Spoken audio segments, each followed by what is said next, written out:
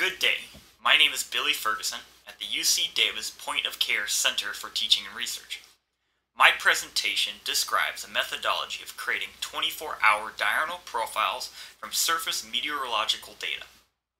The purpose of this methodology is to understand the conditions that first responders were presented with during past disasters and emergencies, and thus what conditions that point-of-care technologies must be able to function accurately in order to serve its purpose. By the end of this lecture, you will be able to A. Understand how to translate surface meteorological data into 24-hour diurnal temperature and humidity profiles, and B. Describe the ability and usefulness of the stretching method to generate dynamic profiles that describe the wide variety of potential conditions that first responders may encounter. This slide puts into perspective the amount, type, deaths associated, and people affected by disasters that occurred in the U.S.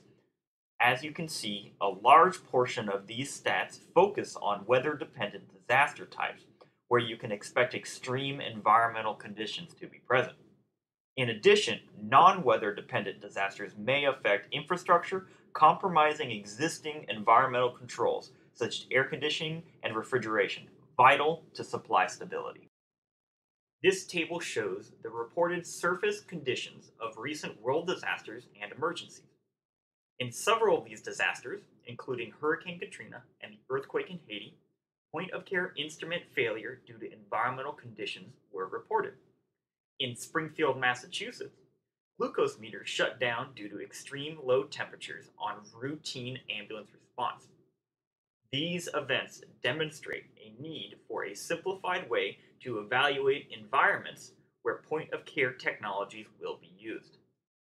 So, we decided to come up with a way to generalize the conditions present to understand the broad operational conditions these supplies must be able to function in order to fulfill their role.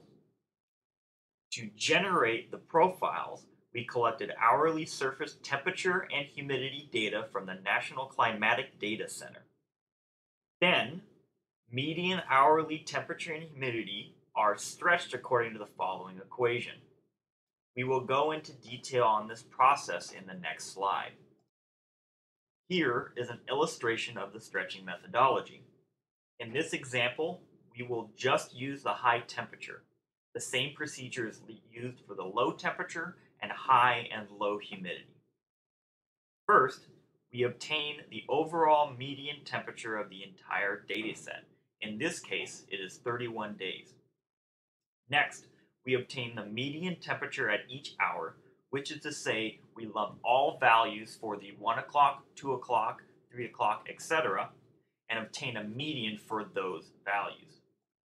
We then place the highest temperature of the entire dataset, then obtain the value of A, which is the highest hourly median temperature minus the overall median temperature, and B, the highest temperature of the entire dataset minus the highest median temperature.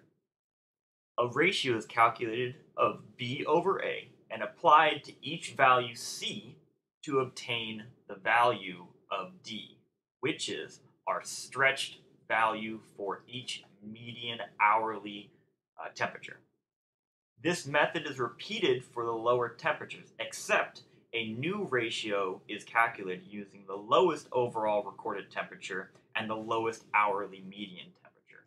Median temperatures that fall on the overall median temperature line are not stretched. The four figures demonstrate the wide variety of profiles that this method can be applied to. Temperature is shown with the solid line with open circles, and humidity is the broken line with X's. It is important to note that these profiles are not supposed to indicate the exact conditions experienced during the disasters, but instead indicate the generalized worst-case scenario that occurred using real surface data. The stretching method can also be applied to theoretical scenarios. Here is a profile generated for the recent earthquake and resulting tsunami that occurred in Japan. Freezing temperatures occurring a week after the event compounded problems for disaster response teams and populations affected by the event. Because of these poor conditions, We were interested in exploring the potential environmental conditions had the earthquake occurred earlier in the year. So, we applied the method to an earlier, colder month of January to understand the conditions had the earthquake occurred at that time. We can see overall colder temperatures resulting in January of that year. Additionally, the stretching method can also be modified for individual rescue profiles. After discussing with an expert in urban response in Hawaii, we created a profile for a 24-hour air rescue from Hawaii to the Marshall Islands and back. We simulated 6-hour flight conditions and a 12-hour on-ground rescue supported by our stretching method. To simulate the humid conditions reported by the expert in the on-ground rescue phase, we used the median hourly humidity instead of the stretched lower values. These profiles have already been used to characterize the environmental limitations of existing point-of-care reagents and quality control products. In most cases, the conditions presented problems for the long-term stability of reagents. In one case, however, using the earthquake and tsunami profile created for Sendai, Japan, point-of-care reagents demonstrated that the cold conditions did not significantly affect test strips. These studies demonstrate that the profiles can be successfully used to determine if point-of-care technologies can be used accurately and safely in conditions likely experienced by responders.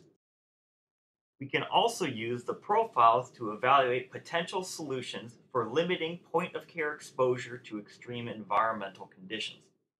By overlaying common temperature storage ranges for point-of-care reagents, we can evaluate when we would need to protect reagents and in what conditions. This particular example would suggest some sort of cooling mechanism for approximately 8 hours during the daytime, potentially powered using a solar source. In conclusion, we recommend the following.